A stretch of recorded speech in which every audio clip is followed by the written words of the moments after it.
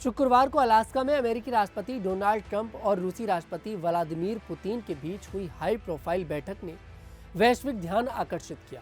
ये बैठक, जो 2.5 घंटे से अधिक समय तक चली, यूक्रेन युद्ध और यूरोप की सुरक्षा स्थिति पर अपने संभावित प्रभावों के कारण दुनिया भर में चर्चा का विषय बन गई। यह 2019 के बाद दोनों नेताओं की पहली आमने सामने मुलाकात थी और इसने वैश्विक कूटनीति में एक महत्वपूर्ण क्षण को चिन्हित किया। दोनों नेताओं के साथ उनकी उच्च स्तरीय टीमें भी मौजूद थी और बैठक स्थल पर परसुइंग पीस के बैनर लगाए गए थे, जो शांति की दिशा में प्रयासों का प्रतीक था। यह बैठक ऐसे समय में हुई जब यूक्रेन में चल रहा युद्ध और यूरोप की सुरक्षा स्थिति ने वैश्विक मंच पर तनाव को और बढ़ा दिया है। यूक्रेन में रूस के सैन्य अभियान ने न केवल क्षेत्रीय स्थिरता को प्रभावित किया है, बल्कि वैश्विक अर्थव्यवस्था और ऊर्जा बाजारों पर भी गहरा असर डाला है। इस पृष्ठभूमि में ट्रंप और पुतिन की यह मुलाकात एक महत्वपूर्ण कूटनीतिक प्रयास के रूप में देखी जा रही थी। अलास्का का चयन भी प्रतीकात्मक था, क्योंकि यह स्थान रूस के भूगोलिक रूप से करीब है और इसकी सैन्य रणनीतिक स्थिति इसे इस तरह की उच्च स्तरीय वार्ता के लिए उपयुक्त बनाती है।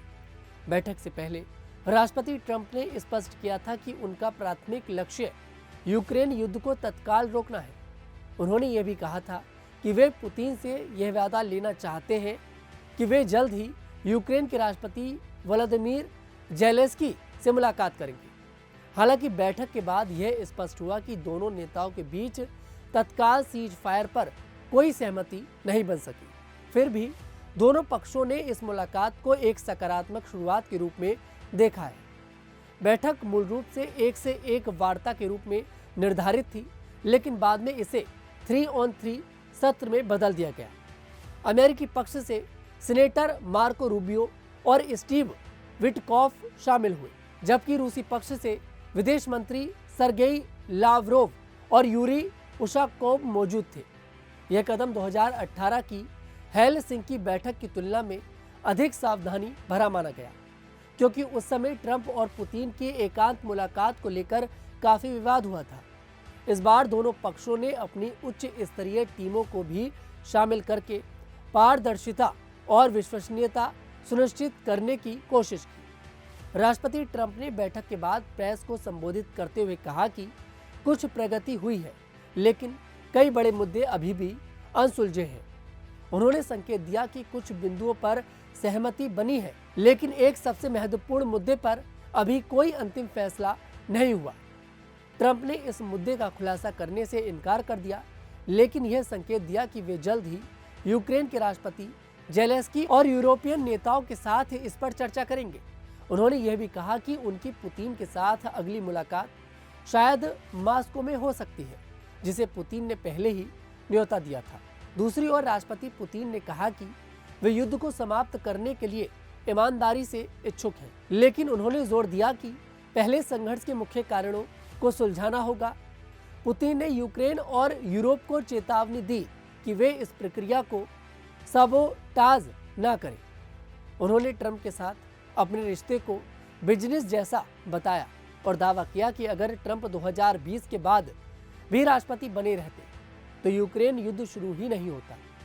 पुतिन ने ट्रंप की फ्रेंडली टोन की तारीफ की और कहा कि दोनों देशों को न्याय पन्ना खोलकर सहयोग की ओर बढ़ना चाहिए। बैठक के बाद पुतिन ने अलास्का में उन सोवियत पायलटों की कब्रों पर फूल चढ़ाए जो द्वितीय विश्व युद्ध के दौरान लैंड लीज प्रोग्राम के तहत विमान उड़ाते समय मारे गए थे। यह एक भावनात्मक और प्रतीकात्मक कदम था, जो रूस और अमेरिका के बीच ऐतिहासिक सहयोग को याद दिलाता है। इसने बैठक के दौरान दोनों नेताओं के बीच सकारात्मक माहौल को और मजबूत किया। हालांकि यूक्रेन के राष्ट्रपति व्लादिमीर ज़ेलेंस्की इस बैठक का हिस्सा नहीं थे। उन्होंने एक वीडियो संदेश के जरिए अपनी स्थिति स्पष्ट की। उन्होंने कहा कि हर कोई युद्ध का ईमानदार अंत चाहता है और यूक्रेन इसके लिए तैयार है। हालांकि उन्होंने मास्को पर आरोप लगाया कि वह युद्ध को समाप्त करने के लिए कोई ठोस का संकेत नहीं दे रहा है। यूक्रेन इस समय भारी बमबारी और 600 मील लंबे मोर्चे पर कठिन युद्ध का सामना कर रहा है, जिसने देश को गहरे संकट में डाल दिया है। बैठक के बाद दोनों नेताओं ने एक संयुक्त बयान जारी किया, लेकिन प्रेस के सवालों से बचते हुए कोई विस्तृत जानकारी साझा नहीं की। पुतिन ने इस मुलाकात को समझौते की शुरुआत बताया, जबकि ट्रंप ने इसे एक सकारात्मक कदम माना, लेकिन यह भी स्वीकार किया कि कई जटिल मुद्दे अभी भी हल होने बाकी हैं। ट्रंप ने मास्को में पुतिन से मिलने के न्योते को दिलचस्प और संभव बताया, लेकिन यह भी कहा कि इस कदम की वजह से उन्हें आलोचना का सामना करना पड़ सकता है। इस बैठक ने वैश्विक मंच पर कई सवाल खड़े किए।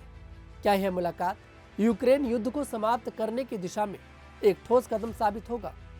क्या ट्रंप और पुतिन के बीच बढ़ती आपसी समझ वैश्विक कूटनीति में एक नया अध्याय शुरू करेगी, या फिर यह केवल एक प्रतीकात्मक मुलाकात बनकर रह जाएगी? इन सवालों के जवाब भविष्य में ट्रंप, पुतिन, जेलेंस्की और यूरोपियन नेताओं के बीच होने वाली बातचीत पर निर्भर करेंगे। अलास्का में ट्रंप और पुतिन की यह बैठक एक महत्वपूर्ण कूटनीतिक घटना थी, जिसने वैश्विक शांति और सुरक्षा के लिए नई संभावनाओं को जन्म दिया।